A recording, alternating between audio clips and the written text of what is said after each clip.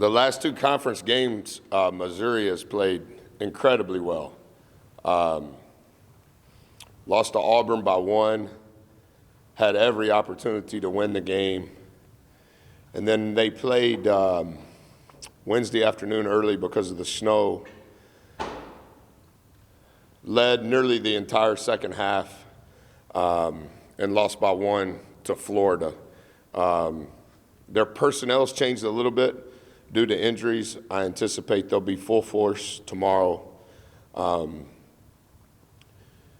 They're really good at getting to the middle of the floor, and that was where they were so successful against Auburn and even against Florida. And they hurt us really bad in transition, particularly in the first half. We did a little better in the second half, but they threw the first punch and almost knocked us out at Missouri. So we've had yesterday a really good day of work, and then we just finished film, and then we'll practice later today. But those are the priorities going into the game. Well, despite how well they played, don't you glean a lot of encouragement from the fact that you just said you beat them up there when you didn't score for the first time? Our guys, I think it was 8:53. Our guys showed incredible resilience and fight in that game. And I think we have, for the most part, in nearly every game, except the second half against South Carolina.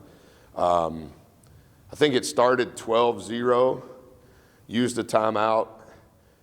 We were turning the ball over, live ball turnovers leading to transition for them. Our guards had the highest number of rebounds they've had all season long. Our 5 perimeter players, who we call guards, had 17 defensive rebounds, and that was game-changing for us the last 30 minutes of the game because we're able to play faster. If our guards defensive rebound, now they can initiate transition. For instance, as a comparison, at Missouri in the last 30 minutes of the game, Q, Haas, Dre, Marcus, and 4 had 17 defensive rebounds. In the entire 40 minutes at Tennessee, those same 5 guys only had 6 rebounds.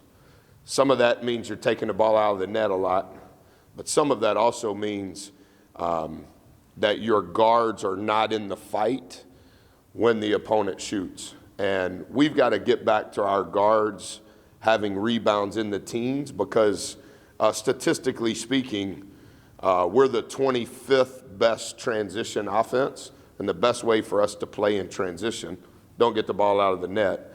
But when we get a defensive rebound, we want our guards to be in the mix to get that. And I thought, in addition to the guts that they played with, that was a big change in what had transpired previous to the first 10 minutes. And Buzz,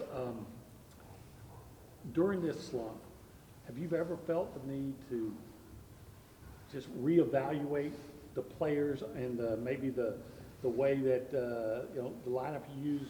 I know you've had some small changes, or would you say that your faith in this team, the way you have it right now, has we've made a lot of changes, whether the public sees them or not.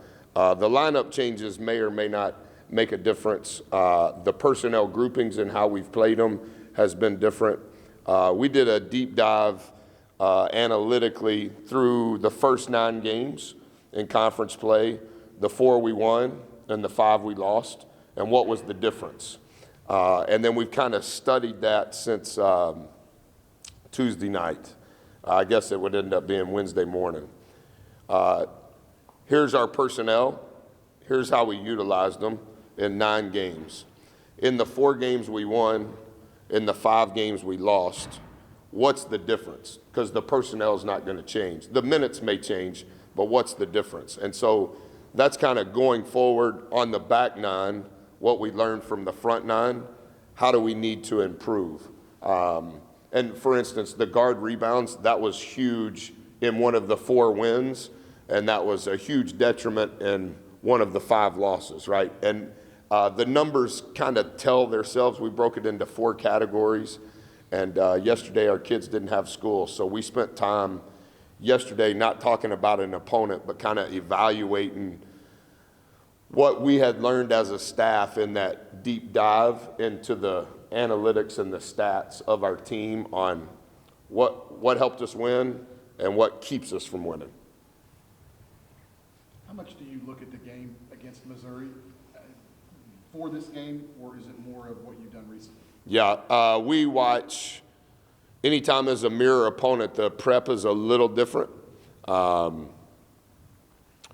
We study our game, what was good, what was bad, and then from a kind of a coaching strategy standpoint, what do we think they'll keep doing versus what do we think they won't do? And then we study the games after they've played us. Are they still the same? Are they doing different things? Is it plays? Is it personnel? Some of their personnel's changed because of injuries, but I think they're back almost full speed now. I anticipate that'll be the case tomorrow. So we do watch when it's a mirror opponent. We do start the research with our game. When you were looking into this stuff, the games and the times in the games when you were successful, did you find that it was the things you were leaning on, like defensive rebounding, turnover percentage, or was there anything? It was really good. Some of it, you know how it started, Travis, was what I said to you guys at the end of the game against Tennessee. So 16 turnovers against Tennessee and 10 were live. What happened on those 10 live? They had 16 offensive rebounds, which was 52% of their misses. What did they do on those 16 rebounds? And then, like, as you keep on covering that, similar to what I mentioned, well, our guards only had 6. Well, that can't be the case. Well, then why did our guards only have 6? And then you watch Missouri in a win. How did our guards have 17? 17's a very high number. 16's a very low number. And so I do think that we've talked about it as a staff. We pretty much spent the night here Tuesday and then got together again Wednesday and kept going and then finished it Thursday morning before I presented it to the team. Middle drives break down any defense. A middle drive is probably going to lead to you're in rotation. So it's late on a contested shot, and you're probably not in the right position to defensive rebound. But the 4 categories, you don't want to, it's not really what we know as coaches, it's what our players know. And so we kind of boiled it down to the lowest common denominator and tried to show them in the win, here's a slide, in the loss, here's a slide of this category, and broke it down into 4 categories. And like we talked about it yesterday, and we practiced those categories yesterday, and then we just talked about it again right now. Those categories is what we have shown relative to Missouri for our game. Missouri against Auburn, Missouri against Florida, Missouri against Texas A&M. Only talking about those 4 categories so that your kids, our kids, can see themselves doing it, good and bad, and then can see from a scouting standpoint, see Missouri, see what they're trying to do, not against Texas A&M, and how that relates to one of the 4 categories of us. With how you talked about Missouri has had success in the middle of the court, and you talk about being beat on the dribble penetration and rotation, is this a good litmus test to see how y'all take a next step forward? Absolutely. One of our core principles defensively is to not let the ball get to the middle. And then one of the things we did great as far as middle drives, we did great against Missouri. Well, if you're doing great at not letting it to the middle, then you're not in rotation. And now all of a sudden you're not in rotation, you can contest the shot. And you can contest the shot, you're not in rotation. So when they shoot, you have inside position on the defensive rebound. And so I think going into the last 9, I think we've identified, we know the core of what we want to do, and we found the difference in what's good and what's bad. And then what we show, what we walk through, and what we practice and what we say are going to be on those things that we know are required to be good. I assume defensive rebounding was one of those 4 categories? We're Can you say what 300. they are? We're top 30 in the country in offensive rebounding. Top 30. It's really good. Because I know when you, stereotypically speaking, if you say rebounding, you say, go get it, we need to be bigger, whatever. Well, we're playing with the same guys on both ends of the floor, but we have more guys to defensive rebound with than we do guys to offensive rebound with, because when we shoot an offensive ball, we need guys to get back in transition to prevent offensive transition by the opponent. Really good in offensive rebounding, but we're giving up. We rebound 33.3% of the balls we miss. We're giving up that same number in defensive rebounding. So when we get our own balls, we're top 30 in the country.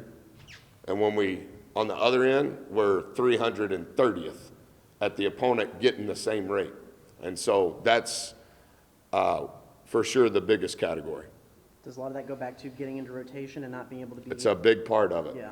If you're top 30 in offensive rebounding and you're getting 33% of your missed shots, it could mean you're getting the opponent in rotation. Mm-hmm. And then on the other end, we are giving up 33% of the balls they miss, which means we're getting in rotation too much, right? Because you're playing with the same players on both ends of the floor. So we have to do a better job finishing the possession with the rebound. And the way you do better with that is you don't get in rotation. Coach Williams, we spoke with Coach Blair a couple of minutes ago, or 30 minutes or so ago, and he was talking about how you could tell that the ladies were already feeling a little bit lighter today after their win yesterday. So are you getting a sense from the guys that this losing streak's been weighed heavy on them, and how are they feeling? I think they were incredible the day after Kentucky. Knew we had every opportunity to win at Arkansas. Disappointed in how we finished the game against LSU. Hurt when we got beat in the second half to South Carolina. Played one of the better defensive and offensive teams in the country.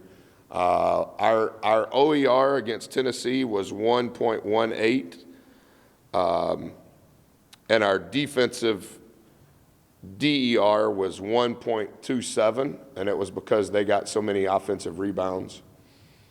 I'm very transparent with everything that goes on. When it's good, I tell them the truth. When it's bad, I tell them the truth. I think they have played hard. I think they've played together. We haven't always played as smart as we have to play. We haven't executed on either end to the level you have to play in order to win the SEC. But yeah, when you win, you feel better. When you lose, you don't feel as good. I think that's for anybody. I think the women won because Coach Blair wore blue jeans last night. And I was kind of thinking that I should wear blue jeans. I haven't worn blue jeans since I was in high school. And I don't have those boots that are logoed and monogrammed for Coach. I just have $100 Kohan shoes, so I can't wear what Coach Blair wears. But I'm also not in the Hall of Fame or a national champion. I think I'm going to tell him right now as soon as we're done, Coach, I think you should wear jeans from now on. Did y'all notice that? Yeah. He's I think wearing. He's done it a couple games now. Oh, he has? Yeah, I think so. He did it against. Did they win? One game. Yes, Yeah. I don't remember what game. The previous game that he wore jeans? They won? It was the game that I covered for Cease. So that's why his kids feel better. He wore jeans. Relax. He wore jeans.